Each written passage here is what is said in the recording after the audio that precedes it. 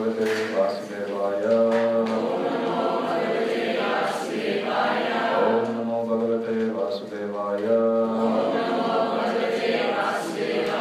Om Namo Bhagavate Vasudevaya. Srila Prabhupada ki. Let's start our recitation. So please have your Gita verses booklet handy. Let's start. Karmane dosho pahatasvabhava prachami tvam dharma samudachetaha yachreyasya nischitam prohitan me sishyaste hamshadimam tvam pravannam dehinosmin yata dehe kaumaram yovanam jara tata devantara praptir dhirastatra namuyati neha vikramanashasti pratyavayo na vidyate swalpam apyasya dharmasya trayate mahato bhayat dhyayato vishayam pumsaha sangaste shubhajayate sangat sanjayate kama kama krodho vijayate Krodhat bhavati sammoha, sammoha smriti vibramaha, smriti pranashat buddhinasho, buddhinashat pranashyati. Yajnatat karmanonyatra, loko yam karma bandhanaha, tadartam karma kaunteya, mukta sangha samacharaha.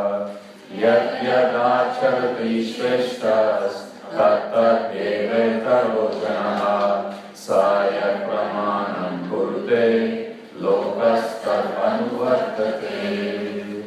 Shri Bhagavan uvacha kama esha krodha esha rajo guna samudbhava mahashano mahabhagma vidyena minavainam Saevayam mayatevya yoga prokta puratanaha bhaktosi me shakacheti rahasyam hietar uttamam vidya vinaya sampanne brahmane gavihastini sunichaiva svapakecha pandita samadarshinaha bhottaram yagyatapasam Sarvaloka Maheshwaram Shuhritam Sarvabhutanam Nyatva Mam Shantim Vrikshati Yoginam Api Sarvesham Madhvate Lankaratmanaha Shradhavan Vajate Yomam Same Yuktatamo Mataha. Let's read the translation for this verse alone. And of all yogis, the one with great faith, who always abides in me, thinks of me within himself, and renders transcendental loving service to me, is the most intimately united with me in yoga, and is the highest of all. That is my opinion. Hare Krishna, Krishna Krishna, Hare Hare, Hare Rama, Rama Rama, Hare Hare. Bhagavad Gita ki. Thank you all for coming, despite having holidays from your work. Usually, we turn towards God only at the time of difficulties. So by coming to attend these classes, you are sending a statement, a strong statement to the Supreme Lord, that even in times of enjoyment, we still remember you. There are many verses in the Vedic scriptures. They say there are about 1 billion verses in the entire Vedic scriptures. Riga, Yajurveda, Adharvana, you take Puranas, you take Itihasas, all of them put together. But there's one verse that's given as the master of all these rules, master of all these regulations. Smartavya satatam Vishnu, Vishmartavya najatuchit, sarve vidhi nisedyasyo, yateyo eva kinkara. Always remember Krishna and never forget Krishna. This is the topmost of all the rules, and every other rule is supposed to be subservient to this particular rule. So the whole point of his practicing Bhakti Yoga is to constantly remember the Supreme Lord 24/7. So every time we have some difficulty, we can always remember this verse. And somehow if we can push our mind towards remembering the Supreme Lord. When they asked this question, what does it mean to remember the Supreme Lord? We thought we are done with the yoga style meditations, we are done with all the postures. So what does it mean? And Prabhupada actually writes in 8th chapter of Bhagavad Gita, we'll be discussing, where Prabhupada says, remembering the Supreme Lord means to chant Hare Krishna. The Prabhupada kept it very, very simple. So the more we chant, the more we will be able to remember. Just like if I was giving this example, if I tell you a name of a person, immediately that person's memory springs up in your mind. So the same way, if we keep on chanting Krishna's name, we'll be able to remember him more. 10:15. Let's get started.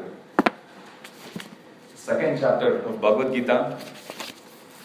So if you take the summary booklet, Appendix 6, today we'll be covering the first 30 verses of the second chapter. So more doubts, 2.1 to 2.10. So just a quick recap. We saw how in the last chapter, Arjuna, he gave a series of reasons and they were all justified also. We were discussing how from morality perspective they were all perfectly justified. And then Arjuna dropped his weapon Gandiva at the end of the chapter and he says he won't fight. Do any of you remember what the bow Gandiva represents? Determination, sweet. Okay, and we also saw how, so he drops this weapon saying I won't fight. And then he hears the entire Gita, and we also saw in the 18th chapter verse where he comes to the conclusion after hearing Gita, Harishya Vachanam Tava. I will not only fight, but I am prepared to do any instruction you give me, prepared to follow any instruction you ask me to do. Okay, we also saw how Bhagavad Gita, it takes a real life situation and then it applies philosophy there and it gives us a universal principle, universal solution which you can apply in unlimited situations. Okay, so that's how the first chapter ended. So this second chapter, Arjuna will continue to express some of his doubts regarding his feeling that we should not go ahead with this war. Okay, so he's going to give few more reasons why he should not fight. That's what we are going to cover in the first 10 verses. And section B, Jnana 2.11 to 2.30, where Krishna will actually start to speak Bhagavad Gita. Remember, Krishna has already uttered something in the previous chapter. Okay. Behold, Partha, all the Kurus assembled here. So that is his first utterance of Bhagavad Gita, but is Krishna's actual instructions of Bhagavad Gita starts from 2.11 onwards. According to Jiva Goswami, one of our 6 Goswamis, Krishna's instructions start from 2.11 and it finishes at 1866. Okay, throughout. And you will see Arjuna's stance, especially in regard to executing his duty, actually change in 10th chapter itself, actually. It will start gradually, but in 10th chapter, Arjuna will say, yeah, you are the Supreme Lord, which means he implies to him that I'm ready to fight. So technically, Arjuna's illusion is dispelled by 10th chapter itself. Nevertheless, Krishna still continues to give him more knowledge about him, more knowledge about devotional service, more knowledge about material world.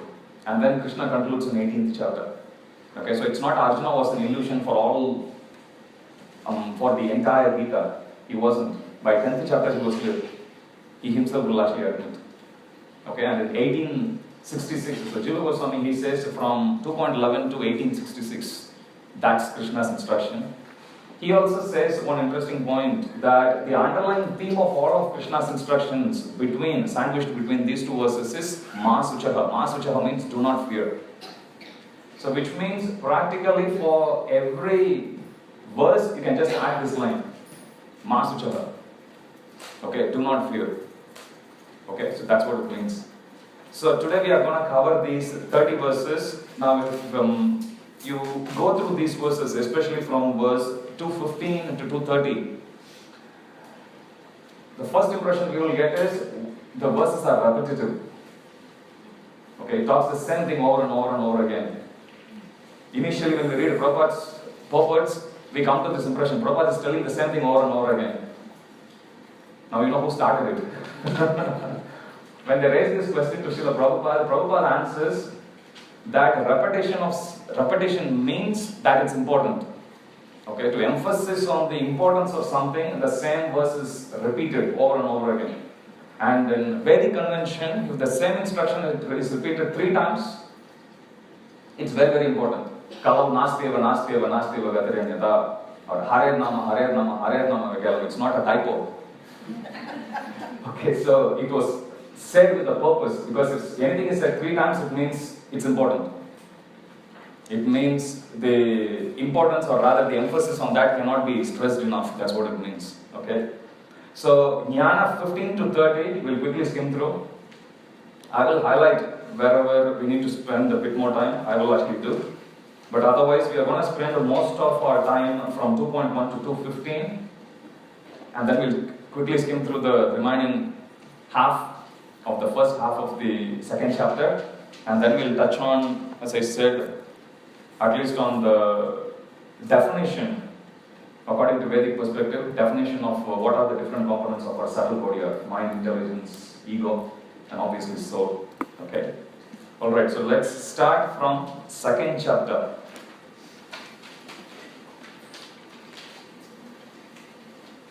So second chapter starts with Sanjaya's meta conversation again. Remember, he's still seated in Hastinapur. Seeing Arjuna full of compassion, his mind depressed, eyes full of tears, Madhusudana, Krishna, spoke the following words. As I said, wherever a special name for Krishna is used, wherever a special name for Arjuna is used, please try to understand the significance of it. Okay. Text 2. The Supreme Personality of Godhead said, My dear Arjuna, how have these impurities come upon you? They are not at all befitting a man who knows the value of life. They lead not to higher planets but to infamy. Krishna uses this word, anarya. Arya means one who bases his life on self-realization, which means his whole lifestyle is centered around self-realization. Anarya is just the opposite of that. So Krishna is saying, if you are really interested in your self-realization, then you have to stick to your duty. And what's your duty as a warrior is to fight.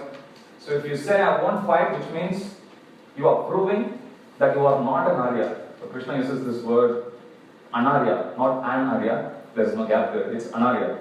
Anarya means no self-realization. So this word Arya is used very often, and it gets confused also.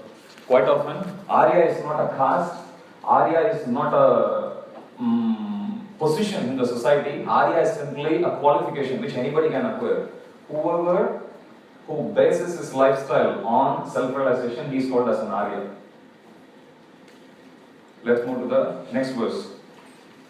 And then Krishna starts to list the effects of him running away from his duty. Krishna says, O son of Pritha, do not yield to this degrading importance. Now, Kshatriyas, to give you a history there's an instance when there was a war once between the Pandavas and the Kauravas, and during the process, Karna, he hurts Yudhishthira, and Yudhishthira is wounded badly, so he is brought back to the camp, and the war is still going on.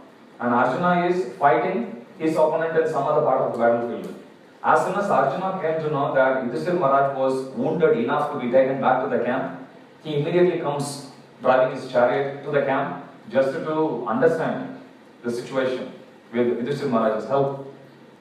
When he comes in, Yudhishthira says, have you conquered the enemy? Then Arjuna says, no, as soon as I heard about your getting hurted, I immediately rushed back just to see, to know about your well-being. Yudhishthira Maharaj, because he is ashamed of him getting wounded, he then chastises, he just vents his anger on Arjuna, telling him, what's the use of your Gandiva? Throw away your Gandiva. Gandiva is Arjuna's bow. He says, throw away your Gandiva. What's the use of you holding it?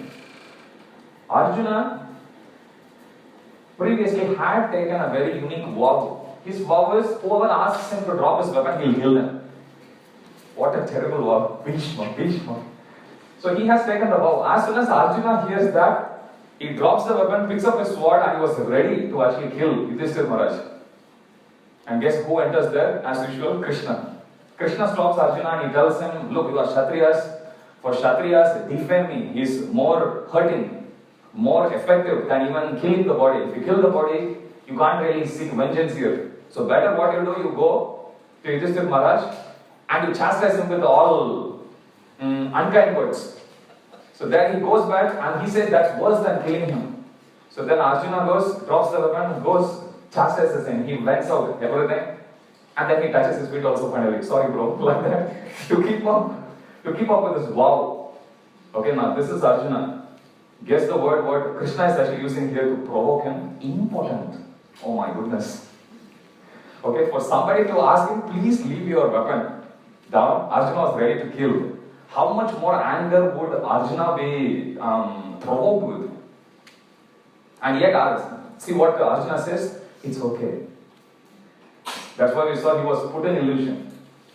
Which means he was brought to our state. We are in illusion state, so he was brought to our state. So here we can see the word which Krishna uses. O son of Pritha, do not yield to this degrading impotence.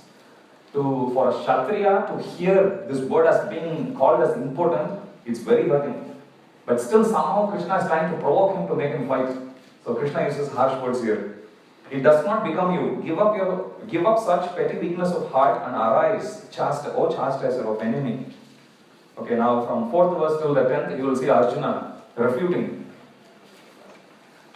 Krishna's instructions. So Arjuna said, O killer of enemies, O killer of Madhu, how can I counteract with arrows in battle men like Bhishma and Drona who are worthy of my worship?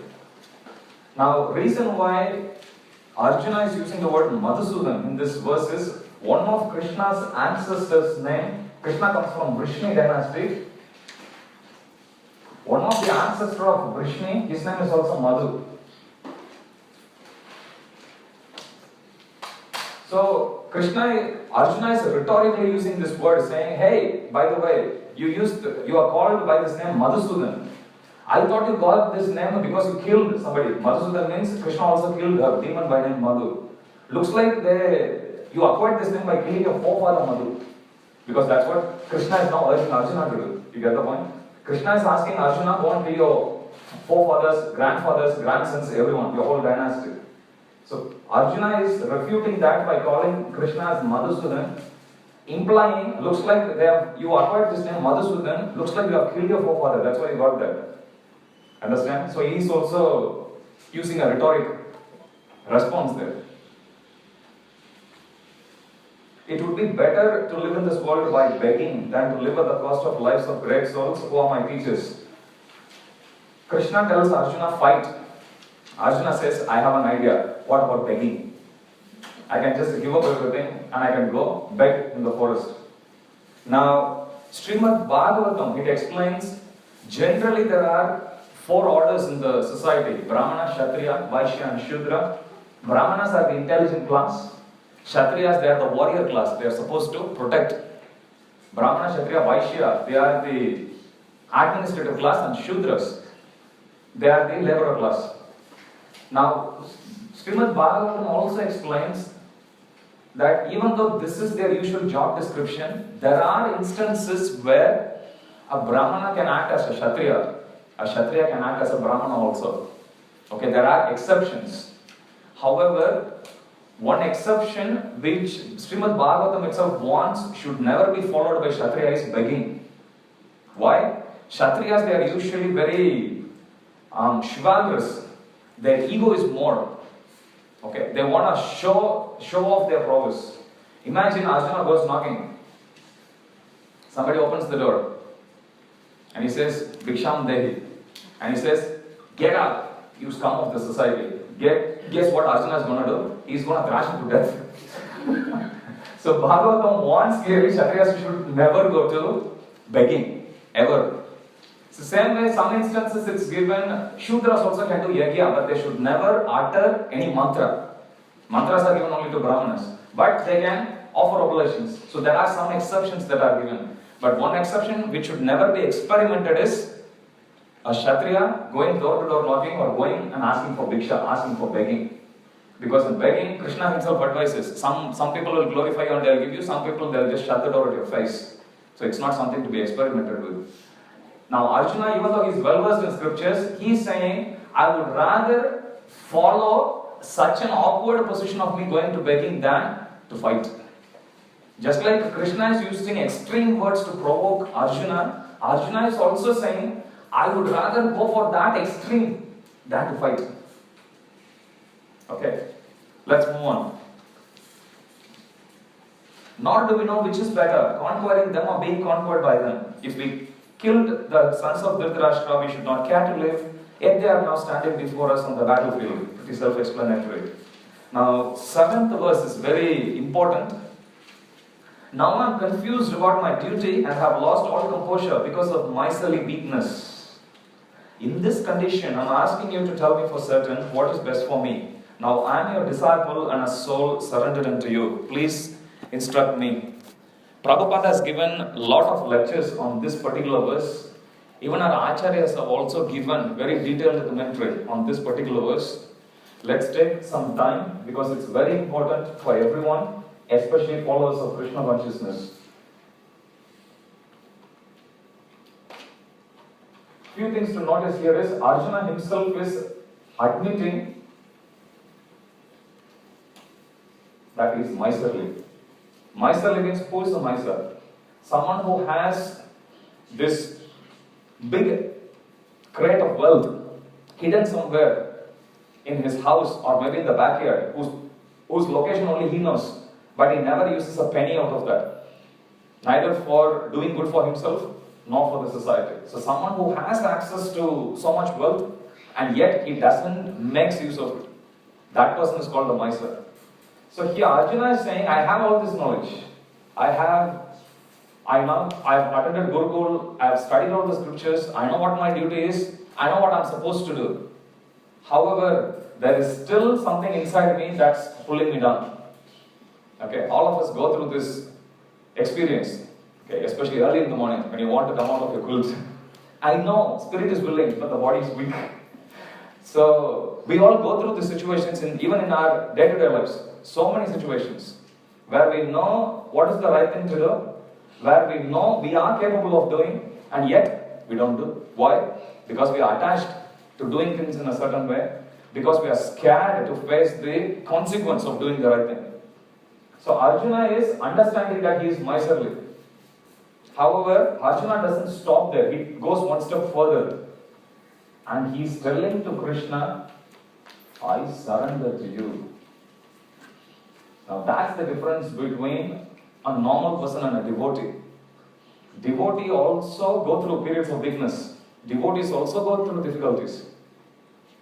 Normal person also goes through difficulty. Normal person also will find in the situation being miserly. However, devotee, as soon as he understands that there is something wrong with his life, he immediately goes and takes the shelter of the Supreme Lord. Goes and takes shelter of Guru. Goes and takes shelter of fellow devotees. Now, question that may be asked is, Arjuna and Krishna, they both are related as cousins. They both are related as friends.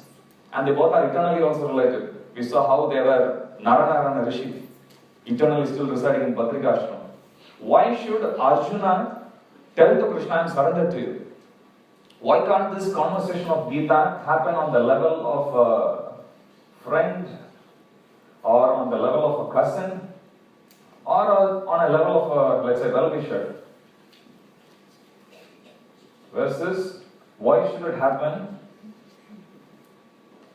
in the position of the disciples?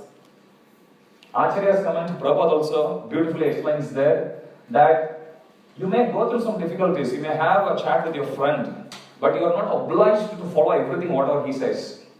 You still hold the control. Okay, you can be friendly. There are, any day, if you go and ask any suggestion to your friend for any problem you have, they may tell 10 different solutions. You brush aside. Sometimes you may accept everything, sometimes you may reject, sometimes you may partially accept, partially reject. So you still hold the mantle. However, if you actually go to a guru and accept him as the guru and tell to the guru, I surrender to you, What it means is no more friendly talks. Okay, we are seriously going and approaching the person and saying, I'm your disciple, please tell me what am I supposed to do. And whatever you tell me, I'm simply going to do. That's why choosing Guru is a big step in one's spiritual life. Very, very big step. Because to be able to put ourselves totally at the disposal of a person, we should first be 100% sure who we are actually approaching. That's why we should never rush to take shelter of a Guru. We should allow that relationship to grow naturally. And the best way, Idrishan Maharaj once in an initiation lecture, he said here, that the relationship between a Guru and a disciple, it develops through the years. So the best way to identify who our spiritual master is by simply hearing the instructions. Everyone is speaking the same instruction, but among all of them, there will be one person who we will be 100% sure. Yes, whatever he says, since will be 100% of the time. I can put myself at the shelter of such a person. Such a person should be accepted as one's Guru. So same way, something which you can go and ask a suggestion from a cousin, you still hold the mantle. I may or may not accept it. Same way, as a well-wisher, I may or may not accept such person's suggestion, instruction. However, when we go to a Guru and say, I'm your disciple, immediately what we are saying is, okay, let's take our relationship to the next level, bit more formal. You are the Guru and I'm your disciple. I'm simply going to follow whatever you ask me to do. No matter what, no questions asked. That's what it means. So that's why Arjuna wanted to tell this message to Krishna. We both are friends, but from now on, you are my spiritual master. Now one question or one misconception about Guru is, we can ask questions to the Guru for clarification, not in a challenging mood. When we go to the Guru, we can ask, and you will see, Arjuna himself, he has spoken quite a bit of verses. We saw close to 75 verses. And when Arjuna is not clear, he will express his doubts, saying, please clarify this. Your statements are slightly equivocal. Please tell me. But never does he actually challenge. Like sometimes Krishna says, many births you and me have taken. I remember all of them. You don't remember. If you see in 4th chapter, we will see when Arjuna's approach of asking that question. Because just like, imagine one day morning you wake up, your brother or sister comes to you and they say, you know what?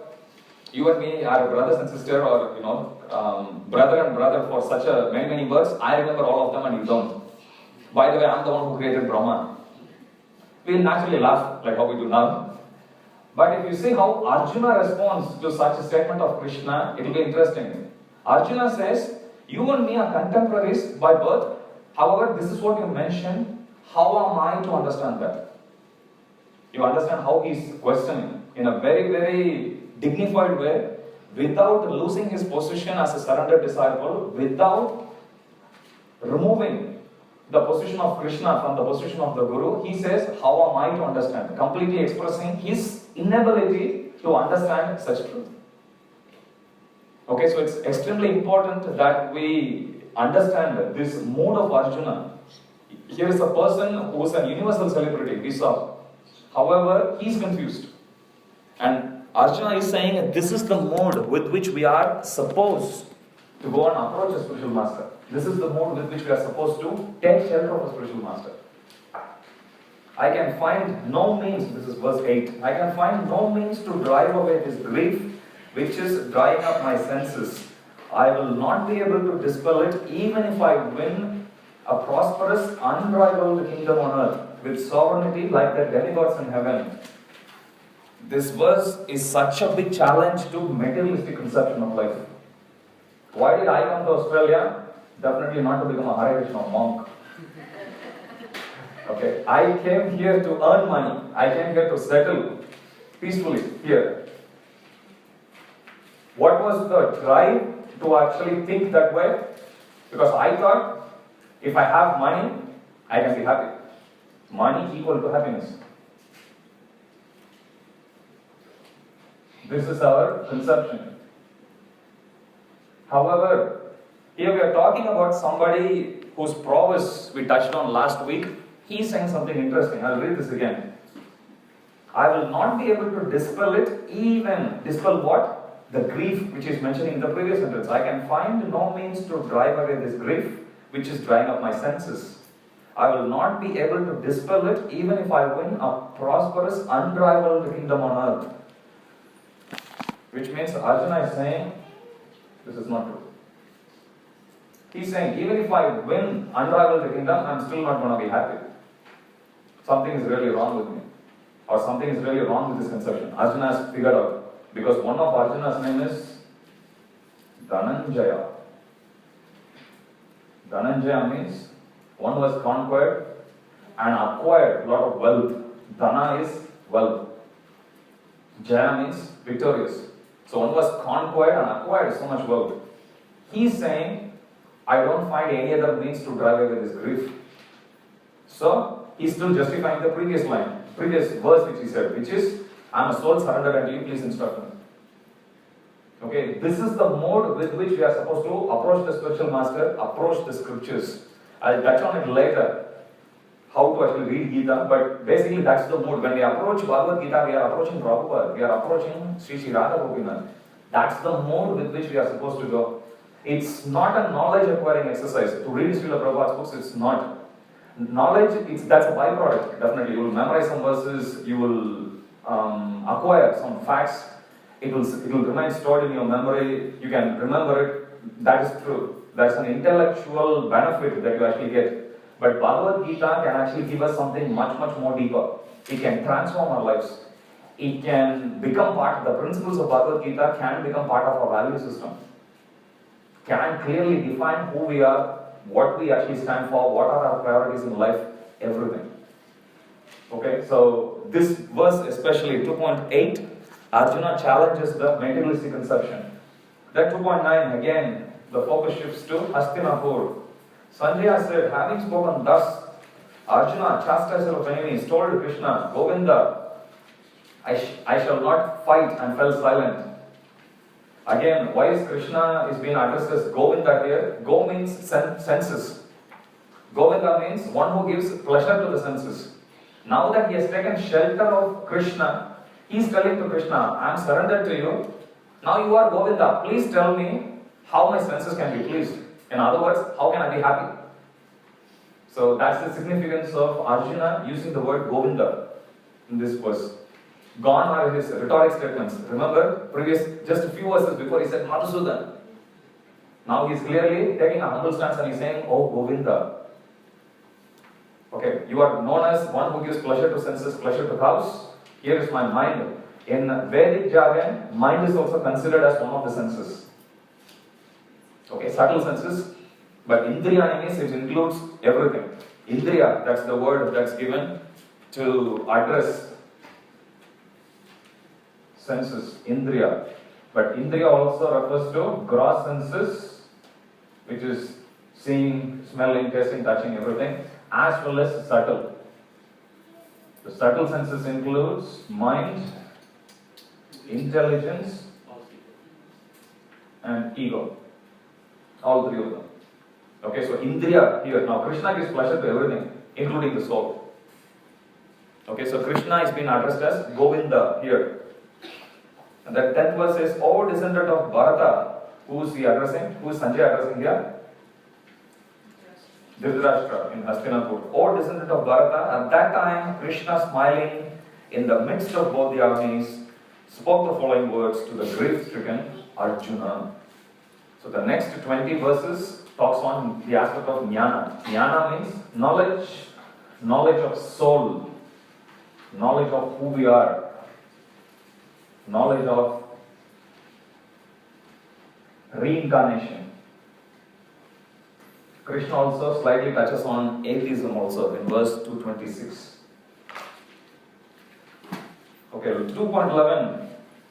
Sri Bhagavan Vacha, as I said, we'll go verse by verse until 15, and then the remaining half of jnana we'll quickly skim through. The Supreme Personality of Godhead said, while speaking learned words, you are mourning for what is not worthy of grief. Those who are wise lament neither for the living nor for the dead. Now, one point to support Arjuna's stance. In 146, end of chapter 1, if you see, there also Arjuna said, I will not fight. Remember, dropping Gandiva. If you look at this verse, 2.9, what is Arjuna saying? Sanjaya said, having spoken thus, Arjuna, chastiser of enemies, told Krishna, Govinda, I shall not fight. But there is a difference between Arjuna's utterance of I shall not fight in 1.46 to 2.9. Both the times he's actually saying, I shall not fight. However, in 1.46, he's just saying because that's his emotion. Okay, emotion is actually gushing out and he's saying, nah, I'm not going to fight, he's dropping.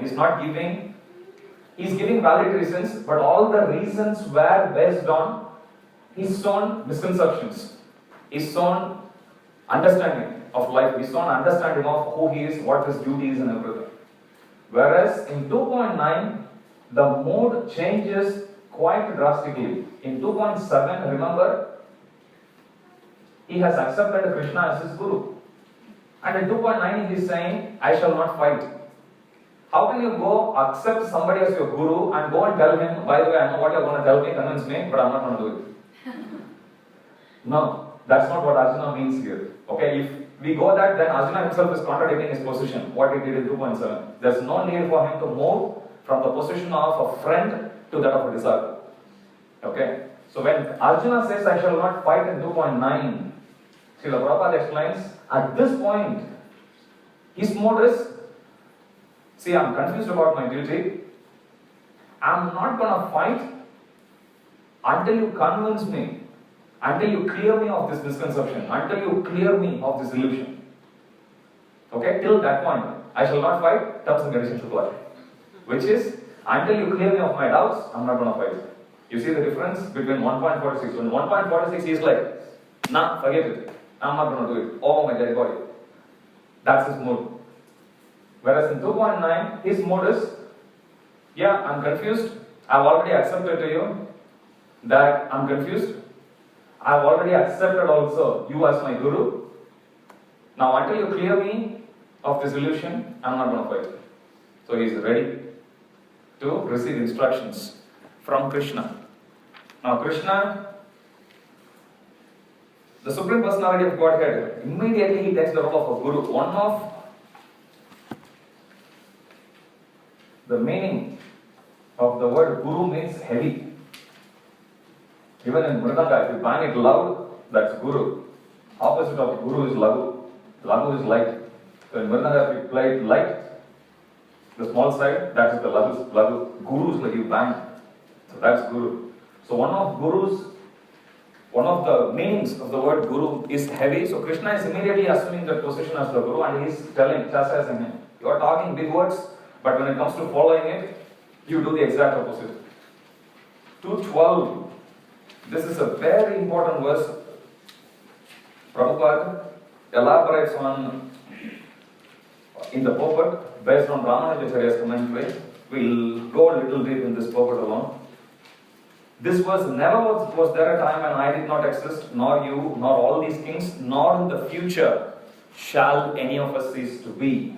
Okay, let's touch on the science of soul. Changing body picture. So in the middle of your Bhagavad Gita book, this is one of the most famous pictures of Bhagavad Gita. All of us know. In this, the body keeps changing, and we can also see when the person dies towards the right corner of the right portion of the picture, he gets born again, and again the same cycle continues. The whole body keeps changing, but the spark, that is the soul represented in this picture, it doesn't change.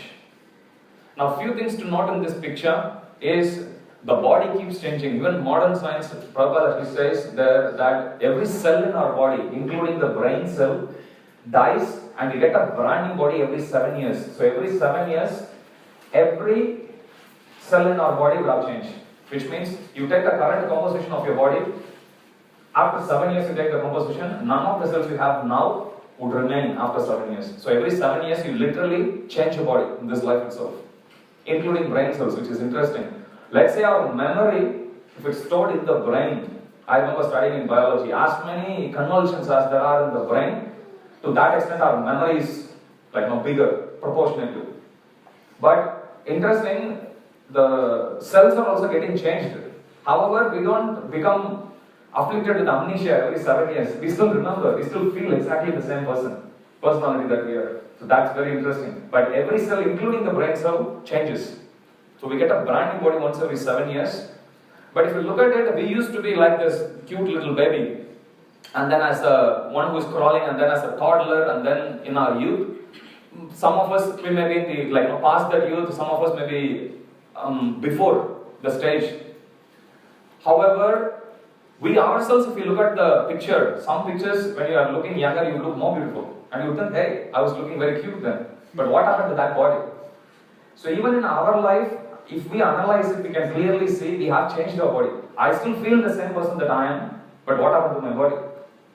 It changes. So Prabhupada often uses this beautiful picture to explain, just like how our body changes, we are also, at the time of death, just like in this life itself, every 7 years we keep changing. At the time of death, the soul understands this body is no longer going to be useful to me. So it drops most to the other brand new body. So Prabhupada says, so what's the difficulty in understanding this? Very simple philosophical point, but it's so simple that we'll miss it. That's the problem. Prabhupada said one of the biggest difficulties in understanding Krishna conscious philosophy, it's not its complexity, but its simplicity. It's so simple, but we miss it. Okay, so this is the first instruction which Krishna is giving. Never was there a time when I did not exist, nor you, nor all these kings, nor in future shall any of us cease to be. Now Prabhupada, you would see in many places, uses this word called Mayavad. We'll come to that later. So, first instruction of Krishna is, we are not the body, we are the soul. And the soul, it changes to another body. Or rather, moves to another new body at the time of death. So, this is the first instruction which Krishna is actually giving to Arjuna. Now, the purport Prabhupada touches on Mayavad. Now, you will come across this term very often in most of the purports of Prabhupada. Let's understand what Mayavad means. Krishna says in Bhagavad Gita, we are his part and parcel, which means Krishna is in Govinda. Let's say Krishna is here also in North Sydney. From there, we are all these minute souls that Krishna created, and then we all descended to this earth. So from there, let's say, we have moved here. Now Krishna is still here as the original person. As the creator, he is still there. However, all these souls, they emanate from him, and we move here. Krishna says, Mamai Vamsa Jiva Loke Jiva Bhuta Sanatana. Krishna carefully uses the word, each and every soul, they are my part and parcel. There is a difference between brothers. Part, when you call something as a part and when you call something as part and parcel, there is a difference. For example, if you take this marker, you take the cap is part of the marker. Okay, so that's the usual definition we said, which means this used to be one with the marker, it came out. However, on its own, both of them, they are incomplete. This is without a cap, and this cap is without a pen, without a marker. Okay, so when we call something as a part, there is a whole. When we call something as a part, the part separates. This is incomplete, and that also becomes incomplete. This is incomplete, that is also incomplete. However, when we call something as part and parcel, from one comes two, however, both are self-sufficient. Both are still complete. Do we have an example of that in our material world? Yes. You take a pregnant lady. She gives birth to a baby. Baby is complete. Baby came from the body of the pregnant woman. And the lady, mother also is complete. That is part and parcel. Just like how a baby is born from a pregnant woman, same way we are also born from the Supreme Lord. Which means, just because a lady has given birth to a baby doesn't deplete her, doesn't make her lose her identity. Similarly, Krishna in the Supreme World, he is there, he is giving birth to all these souls, he doesn't lose his identity. And the baby, once out of the body of a mother, you can't really go and attach. At death, what happens? You go with your journey, mother will actually die usually before the kid. So Prabhupada uses this example to say, Krishna is, we as soul is part and parcel of Krishna. Mayavada means to understand soul is part of Krishna. So if we understand this difference, we understand what Mayavada philosophy is. Okay, which means there is a dependence aspect of Krishna on the souls according to Mayavada. As I said, remember this marker. They are separated. Marker also, there is a certain dependence on the cap. Cap also to a certain extent for their completion, for their purnatva. To become complete, to become self-sufficient, both are interdependent. Now, by definition, God means Swarat. Swarat means one who is completely independent. That's Swarat. So, that is the definition of God, which means the living soul cannot be part of the Supreme Lord, rather can only be part and parcel. So to understand the soul is part of the Supreme Lord, that is Mayavad. To understand the soul is part and parcel of the Supreme Lord, that is Vaishnavism. That is Bhakti Yoga. Okay, so to refute this argument, Prabhupada uses a lot of logic and reasoning. You can go through this one. There are 4 arguments Prabhupada actually gives in this one. I'll take a picture of this and I'll send you. I have marked it in mind. Somebody asked me, is it okay to mark in the books? They asked this question to Raghunath Maharaj. Actually, Gauranga Prabhu and Radhesham Prabhu, both of them, they asked. Radhesham Prabhu underlines as he writes. He is a very good caricaturist. He draws also in the books. Gauranga Prabhu doesn't underline at all. And then there was this Prema Kalaha, love fight. Is it right? No, this is wrong. So they took it to Raghunath Maharaj. Both are disciples of Raghunath Maharaj. And Raghunath Maharaj said both are right. Because there, Gauranga Prabhu says, Maharaj, this is the body of the Supreme Lord. Because instructions are not different from Krishna. Everything that comes from Krishna, they are like an absolute platform. So how can we scratch on it? And Rajasthan Prabhu says, yes, that's exactly the point. Just like we decorate the Supreme Lord, we can decorate the book also. Both are valid.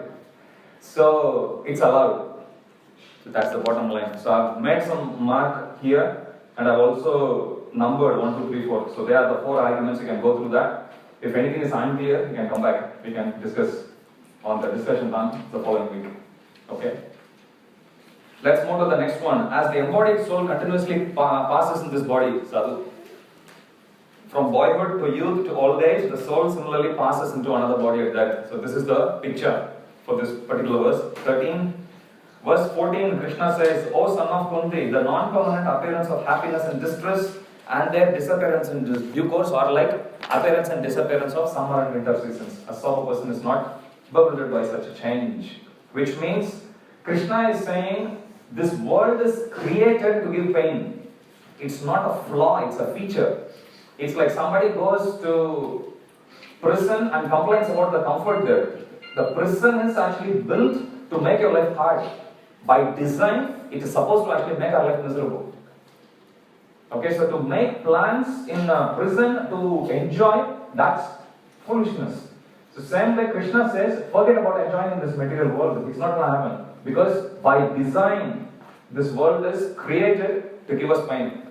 So that's the point that Krishna is emphasizing. Krishna will be more explicit about that in the later chapters.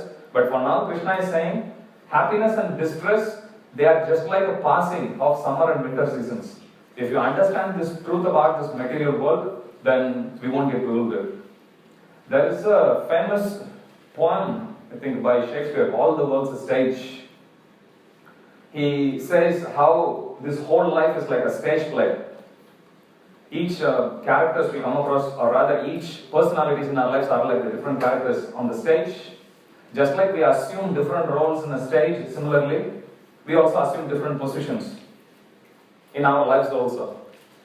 However, there is 2 primary differences. We can also equate that, but there are 2 primary differences between a stage play and our real life. First one is, we are not the spectators. We are the actors in this play. Second one is, the script is very dynamic in our life, in this particular play, because the script, the story, climax is going back to Godhead. Understand? How we are going to go back, that is determined. The course that is actually charted out, that determines based on the choices we make in our life. So choices determine what the storyline is going to be. But the climax is going to be the same, hopefully, for all of us, which is to go back to the spiritual world. However, how difficult our path is, how intertwined the path is going to be, or how simple and straightforward the path is going to be, that's totally dependent on the choices we make. Okay, so it's totally up to us whether we want an adventurous life, or we want a very bland life, or we want a really an unpredictable life. It's totally up to us. Okay, so that is that subtle difference between these two, and the similar analogy is actually also used by Kunti Maharani in her prayers to Lord Sri Krishna. She says to Krishna, you are like an expert actor who the personality behind that character of the actor hides inside that actor. So similarly, she says, just like even though you are the Supreme Lord, you come and deal with us like a cousin, nephew, but actually you are the Supreme Lord. So that's an analogy you will see that's being used. It looks like Shakespeare has plagiarized a bit, but basically that's the idea. Now, Krishna says in verse 15, the person who is not disturbed by happiness and distress and is studying both is eligible for liberation. In 14th verse, Krishna is saying, this world is meant to give you pain. There's pleasure and pain that's going to come to us like summer and winter seasons. So you please tolerate. If you tolerate, what are you going to achieve? Krishna is saying in 15th verse that you will get liberated. So that's the effect of tolerating pain and pleasure in our lives. So Krishna winds up the argument to Arjuna in this particular verse, saying, so you please tolerate. Yes, there's pain that's going to come to you as a result of this fighting. There's going to be pain because you're going to lose some of your dear ones. However, just to tolerate. This is how the world works. Just go with the flow. This is what Krishna says. And in the remaining 15 verses, you will see Krishna talks on different aspects of the soul. First thing is, the soul is first of all unborn. Unborn means a baby is born doesn't mean the soul of the baby is born at that point of time. Only the body of the baby is born at that point of time.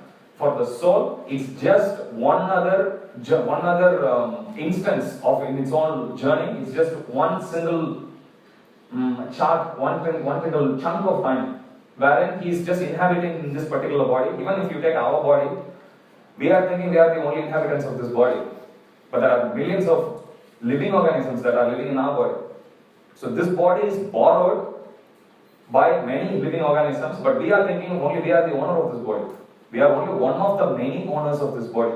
Even from a sheer materialistic perspective, there are worms in our body, and they are thinking, this is my body. Okay, it's the same way, there may be microbes, they are thinking, this is my body. And we are thinking, hey, this is my body.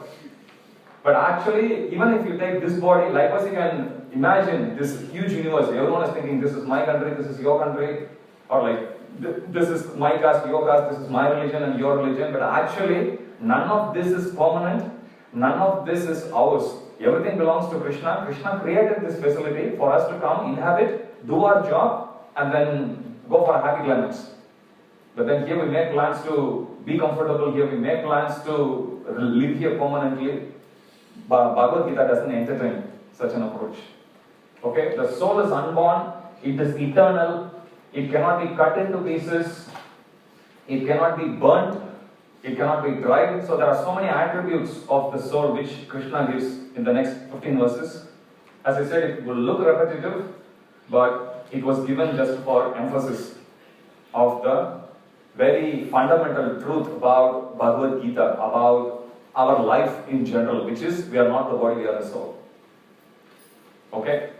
And then towards verse 30, if you go to verse 26, Krishna touches on atheism, because atheists, they usually don't believe in soul, they don't believe in rebirth, they don't believe in reincarnation, anything. Krishna says, even in that sense, if however you think, this is verse 26, if however you think that the soul will always be born and die forever, you still have no reason to lament, O mighty armed.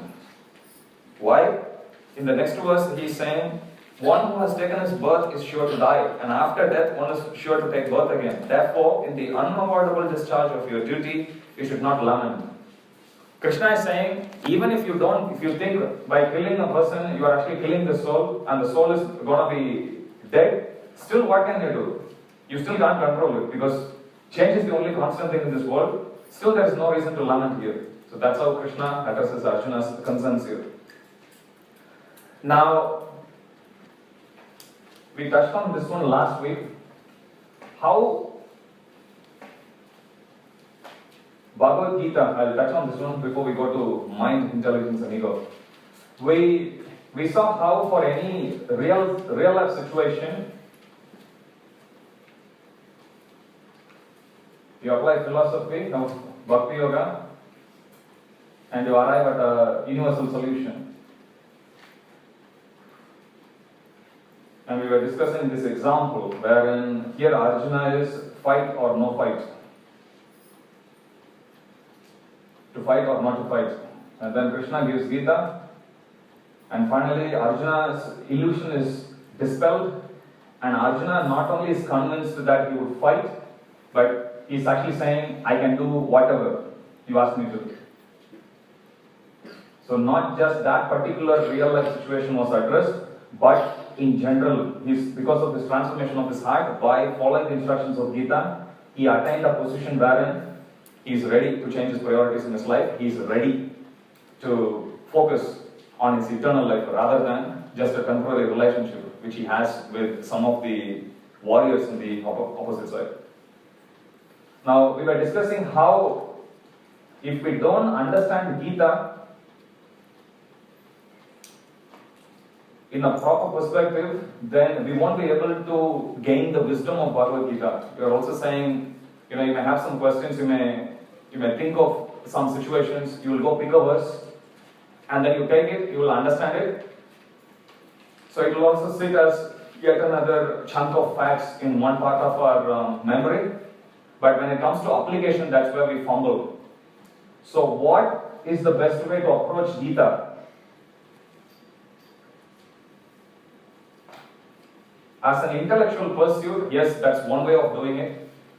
From a devotional perspective, yes, that's another way of doing it. Like all of us know, even without studying Gita, we know we have to follow 4 regulative principles, chant 16 rounds, do devotional service, everything. We are all still able to do. So do we really need Gita?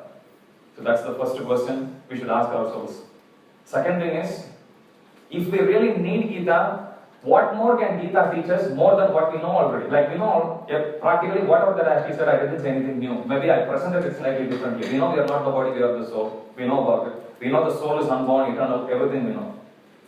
But what is it that's different? Why did Prabhupada spend so much time translating? If something is so simple, why did Prabhupada give such a range of books? If the instruction is so simple, why is Krishna using 700 verses to say the whole thing over and over again? Why was 1 billion verses scripted by Vyasadeva in the entire Vedic scriptures? Just to say you are not the body, you are the soul? Definitely not. Which means there is something more which these scriptures are actually asking us to obtain, asking us to receive, asking us to pay attention to, which we are comfortably putting aside, casting aside. If you let us take the mood of Arjuna in the first chapter, Arjuna's mood is, I will not fight. Why? Because I will feel very bad, because it's going to put people in difficulties, because I'm going to lose my near and dear ones. All the reasons he actually gives. All of these reasons, they are based on his primary misconception, which is, I'm the body. Now, then he surrenders to Krishna, Krishna says, okay, you are not the body. You are. Now we also know that. Correct? But if somebody brings a bowl of gulab jamun, you won't see me here. What happened to that knowledge?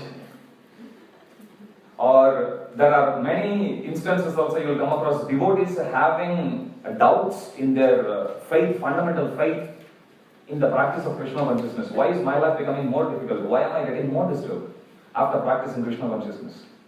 We compromise on our vows, we compromise on our practice of these four regulative principles, we compromise on practically our life, our priorities, everything. We go from one end to the other also, to the extreme of materialistic exploitation also we go. Why is it? Because knowledge is one thing,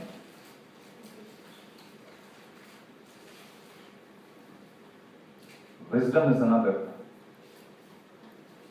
Knowledge in general means that I can be myself. I can have my own misconceptions, I can have my own priorities, I can have my own personal life. I can still gather some facts, but I don't need to change my opinion. I don't need to change, I don't need to take it to my heart, I don't need to transform myself with those facts. I may know. Now if you approach Bhagavad Gita knowing, yeah, I know, I'm the soul, there are 18 chapters in it, I know what Karma Yoga is, I know what Jnana Yoga is, I know what Ashtanga Bhakti Yoga, so on and so forth. Everything is, then this knowledge which we actually study in Bhagavad Gita will come and they will deposit in our memory as mere facts. They won't transform us. They won't bring any change in us. So now, even in instance, as I said last week, when Arjuna says he won't fight, he hears Gita and finally he comes to the conclusion, okay, I'll fight. Okay, now he fights, he loses, let's say, one person, one of his relatives in doing the work. Now what is he going to go through now? If only Arjuna had accepted this knowledge of Gita on a factual basis, he would go into illusion again. That's why when we approach Gita, we should approach Gita in the mode of Arjuna, wherein he's saying, I have my preconceived notions, that may be true, but I am coming to you and I am willing to take whatever knowledge you actually give me, I'll take that and then I'm going to add it as part of my value system, which means that rather than intellectually knowing whatever knowledge you have actually given, I'm going to take the step to apply this in my day-to-day life. I'm going to take this to follow really in my day-to-day life. I'm going to use this knowledge to transform myself. I'm going to use this knowledge to change my misconceptions. Like all of the questions in Arjuna's, which Arjuna uttered in chapter 1, they are all based on his misconception, which is I am the body. Now the knowledge which he is actually getting, and based on that he shot a lot of questions. Now interestingly, if you see how Krishna addresses these questions, he doesn't address there. He addresses here. Correct? Arjuna is saying, I won't fight. So this all of his questions is based on, I won't fight. Krishna, rather than telling, no, you should fight, Krishna penetrates through those questions and comes to this misconception. And he's addressing this misconception. Okay, he's shaking his foundation here, reprogramming him here. And then Arjuna is saying, okay, based on this particular knowledge, you are the soul. Then Arjuna is saying, okay. So his questions is not answered technically. Arjuna is actually taught to address the foundation of those questions. In other words, Krishna is teaching Arjuna to question those questions. Based on what are you asking the question? Well, based on the understanding that I am the body. Krishna is saying, okay, so let's address that issue first. That's why Krishna is coming here and he is addressing here. So that's the technique we are supposed to follow. Getting questions is one thing. There's nothing so great about getting questions. But the technique with which we have to approach Bhagavad Gita is, okay, I have this question. What did Arjuna say here? That's not the approach for us to follow. The approach to follow Bhagavad Gita, the approach to study Bhagavad Gita is, if I think, okay, maybe I can enjoy. Okay, forget about it. I'll compromise on one of the regulative principles. Let us say this is, why can't I compromise on one of the regulative principles? Let's take that one. Now the question we should ask is not superficially hovering on why should I or why shouldn't I? Oh, I promised, I did this, I may get bad name if I actually break all of that. They are okay. They are a very superficial way of addressing those issues. But something which is much more deeper is to question ourselves, why am I thinking like this? What is making me to think that I can enjoy? What is making me behave this way? So if we start to question our questions, then you will be able to access the full wisdom of Bhagavad Gita.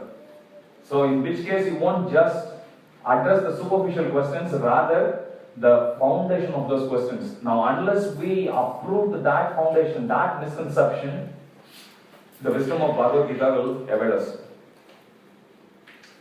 Okay, that's the technique which Krishna teaches Arjuna here. And this is the way to approach Bhagavad Gita. So rather than thinking, I know everything, why can't we enjoy? Like people ask, if there is God, show me God. Why can't you show God? So to address such a question is, go to their conception. They are thinking, God is just like yet another mortal in this world. Why can't I see Him? So then we have to go address that misconception, which is to understand, make the person understand, God is not an ordinary person. That's where we should make him realize. God's body is not similar to ours. We change body, God doesn't change. We can see anybody, whoever we want to, as long as we see, we are in a certain range. But God is beyond the range of our senses. That's the way to address it. Sometimes even devotees who give classes, they ask, what's the best way to answer the question? I always say, if your question is asked, keep hearing the question. And as the person speaks, give yourself time to actually understand each and every word. At one point you can actually catch the misconception. It applies to any question you can throw. I can tell you exactly where the conception is wrong. Once you catch that, then you can give an absolute answer. You won't get any counter question back. Now this is if you deal with another person. But the same approach we have to take even for ourselves. It's little philosophical, but if you learn this, wisdom is yours. If you approach Bhagavad Gita, if you approach Srimad Bhagavatam, one primary conception we go with is, I am right. So we need to doubt our mind, we need to doubt our questions, understanding, is it in line with the scriptures? No. What is making me to think like this? If you go slightly deeper like that, most of the questions you yourself will be able to answer. That is the technique. Now if you go with, why am I not able to actually do this, or why am I thinking like this? Now you open Bhagavad Gita to actually find answer, you will catch it straight away. Once you catch the technique, the knowledge is yours. That's how we are supposed to approach Gita. Otherwise, currently our way of approaching is exactly like this. I won't fight. Okay? So rather than our analysis is starting from here, it's starting from there, the questions. And then we go to Bhagavad Gita. Bhagavad Gita will tell us something and we are answered there. We are just hovering back and forth between those two. So, and because we are not allowing wisdom of Gita to come here, we don't find much transformation in us. So, our knowledge of Bhagavad Gita, unfortunately, gets confined within the realm of just knowledge. Okay, so any doubts we get start based on what am I asking that? Because we know all this knowledge already. We have heard enough, we are already equipped, we have enough ammunition in our armory. We can actually ask. Once we do that, we will understand this. Okay, and in Arjuna's approach, we can clearly see how he had a material problem, but he went and approached Krishna. We were discussing about this example in Bhagavatam class a couple of days ago. Like, I'll give an example which Prabhupada actually explains in Krishna book. In Krishna book, we all know the story of Krishna killing Kaliya. Now, in Kaliya's pastime, not killing, subduing Kaliya. The original issue was, in Yamuna, there were some fishes. Yamuna river, there were some fishes, and the fishes went and complained to Shaugari Muni that they are scared of Garuda because Garuda is coming and eating them up. So they didn't know what to do with that situation. So they go and approach Shaubari. And Shaubari Muni, because the fishes have taken his shelter, he pronounces this curse on Garuda. If you ever come to this lake of Yamuna, and if you eat on the fishes, I curse you that you will die. Now, Garuda, even though he's the transcendental carrier, he's immune to all of these curses, and yet, simply to respect the words of a sage, he didn't come. He stays away. Now, elsewhere, what happens? Garuda and Kalya, they fought with each other. Garuda has already subdued Kalya. And Kalya, being afraid of Garuda, that he's going to kill me, he swims and he takes shelter of Yamuna. Because Kalya knows that Yamuna is a place where he can get immunity from even Garuda. So Kalya came here. And you have the fishes and you have Yamuna. So what was the original problem here? Original problem was Garuda eating fishes. Okay, so that's the problem. And what was the material solution that's given by Shaubari Muni? Curse. Now we will see the effect of this material solution to material problem. This is a material problem and he gives a material solution, which is, I'll curse you, don't come here. Now you look at the effect of that. There's a domino effect because of that curse. Because of that curse, Kalya came to Yamuna.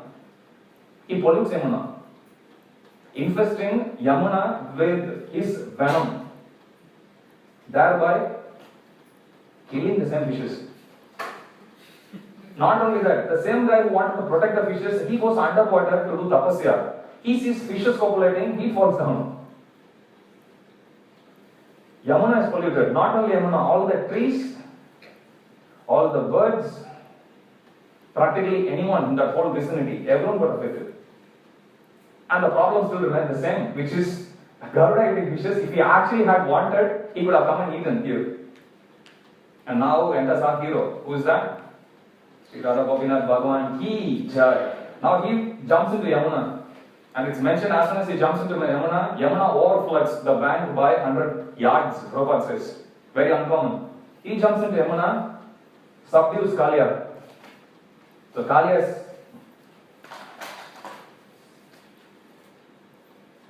subdued. Now why did Kalya come here? Because he was fearful of Garuda. So Krishna, when he danced on Kalya, he left his footprint on the hooves of Kalya. So Kalya is now free. And he is free to roam about, and Krishna gives him the promise. As soon as Garuda sees my footprint on your head, he is not going to affect you. So then he drives him to Fiji. So Kalya goes to Fiji. Prabhupada says that. So Kalya problem is over. He jumps into Yamuna and then he purifies the water of Yamuna. Fishes are brought back to life. Trees, birds, everything in that vicinity, they regain back their life. Now what happened to Shaubari Muni? When he comes out, he sees the fishes populating, he falls down from his sagehood, comes out, marries the 50 daughters of Mandata, and then he enjoys. Then after some time, he actually comes to senses and he thinks, hey, I went to the forest of Vrindavan to perfect my life. How did I get entangled? Then he realizes the actual thing he did for Garuda was not a curse, it was an offense. And then Shaubari, he is the only one who is left out. So then what he does, he takes to devotional service. He takes all his wife, goes to forest again, practices devotional service in Vanaprastha ashram. And guess what? At the end of the life, he goes back to Godhead. Sri Radha Gopinath Bhagavan Ki Jai. So for that one single, and then Krishna gives permission again to Garuda. You can eat anything anywhere. So material solution to actually address a material problem, it actually caused to the downfall of everyone. Every single personality who's involved here, each one of them, they were affected. Whereas you bring in Radha Gopinath inside, you bring in the chanting of the Hare Krishna inside, everyone benefits. Yamuna is purified, trees, birds, they regain their life. Shaubari Muni, by taking up devotional service, he also goes back to Godhead. Kalya, he is free from his fear of death, goes to Fiji. Prabhupada says he still remains there. And then the fishes, they regain their life because water is purified again. And they don't need to fear Kalya, they don't need to fear Garuda. They understand. This is the way of life and they just continue. Matra Spashastikam, they are. We learn to tolerate. So they also learn to tolerate. So that is the approach with which we should accept the knowledge of Bhagavad Gita. Otherwise, if we simply go, be satisfied with that philosophical exercise, trust me, it will be boring. How many of you felt at some point reading Bhagavad Gita is boring because there are no stories? But actually, it's very exciting. Krishna, he's like all the energy comes out of him. How can boredom come out of him? Impossible. That is the proof. That's why we were discussing, right? When Chaitanya Mahaprabhu says, he says Krishna or Rupa Goswami sings, I don't know how much nectar. If somebody says, Prabhu, here is the nectar, let me sleep. We don't say that. We run towards the nectar and we jump in. Right? But if we sleepy, when we chant Hare Krishna also, when we open the book also, still, Krishna still gives us the mercy. I'll tell you a story in Ramayana. Once Hanuman goes and, one Brahmana in Ayodhya, he goes and asks Hanuman, Hanumanji, I heard Lord Ram is maintaining a book with a list of all special devotees' names. Then Hanuman says, yeah, that's true. Can I have access to the book? Then Hanuman says, alright, you are a Brahmana, I'll give you. So then he goes to Lord Ram, asks for the book. Lord Ram gives it to Brahmana. What would you do if you get that? You look for your name there. And that's what Brahmana also did. He went through and he was like very happy. Yes, my name is there. Satisfied. And then he goes searching. Much to his surprise, he doesn't see Hanuman's name in it. So Brahmana feels very sad. He goes to Hanuman and he gives it to him. He says, I'm satisfied, my name is there, but sorry to tell you, your name isn't. Then Hanuman replies, well, Lord Ram is having another book. Really? Then, can I have access? He said, like, well, it's a bit difficult, but I'll try. So he goes, and then he asks Lord Ram, give me the other one. And then Lord Ram gives him. It's a very small book. And then he gives it to the Brahmana. Brahmana opens the book and he sees the Hanuman's name there. Much to his surprise, the book size is very small. And his name wasn't there. Now Brahmana gets confused. So he goes to Hanuman and he asks, what is this one? Then he says, first book is the name of all devotees who remember Lord Ram always. The smaller one is the name of all devotees who Lord Ram remembers always. So, the reason for me telling you is, thank you so much for coming. Sure, my prayers is that Gopinath is maintaining all of your names in his small book. The second one.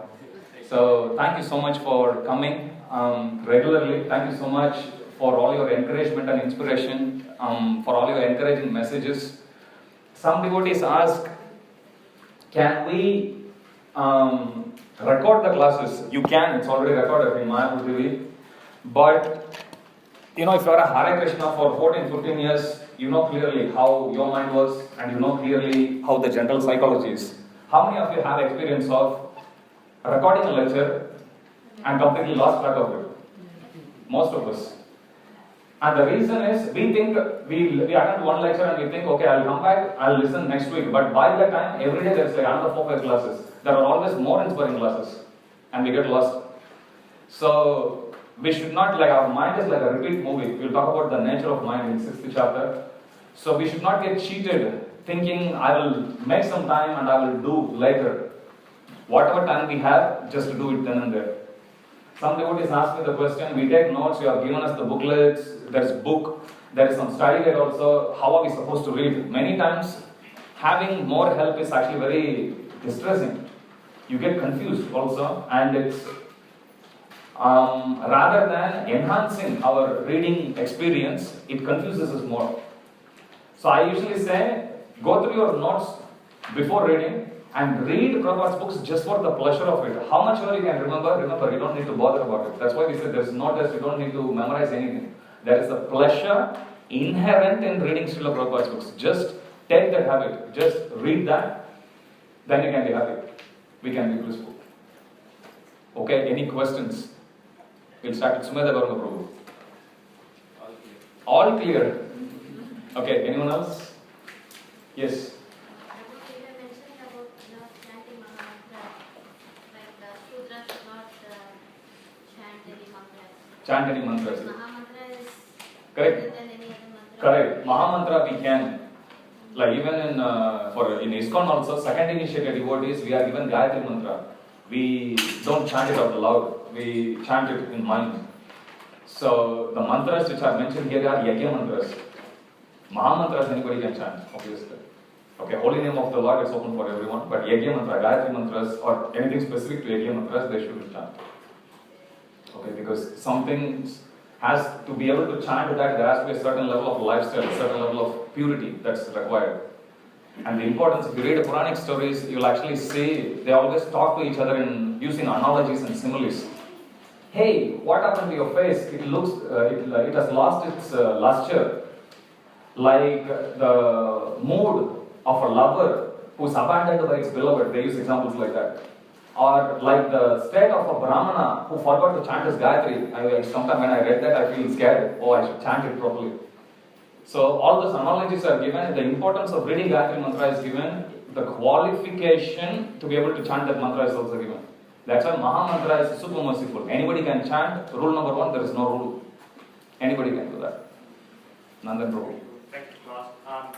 So when Krishna says that neither there was a time where we did not exist nor cease to exist, does that basically, like it's the same as a blade of grass does not exist without Krishna willing that to exist? Yeah.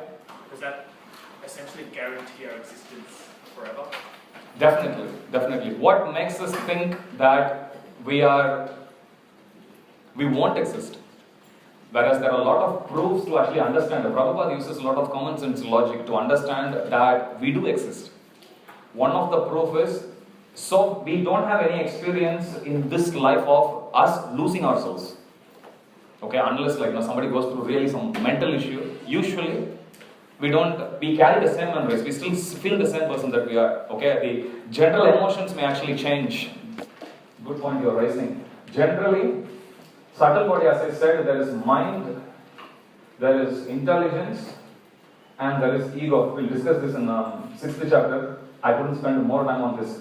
Minds, the product of mind is called emotions.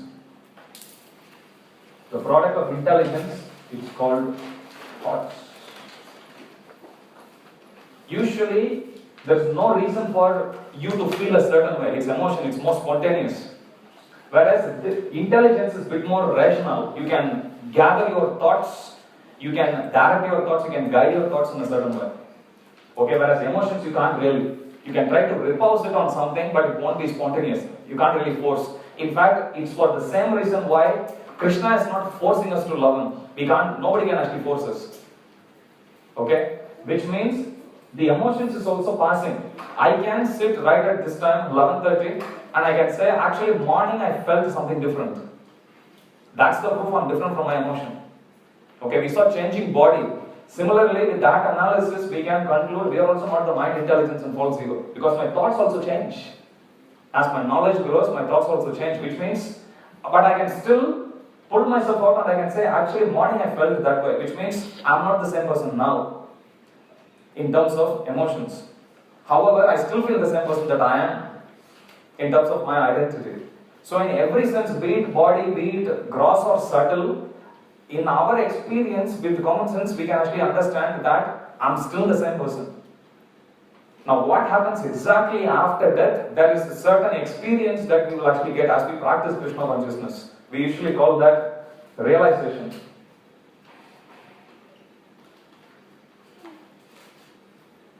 Realization means the question you have. Some questions has to be experienced.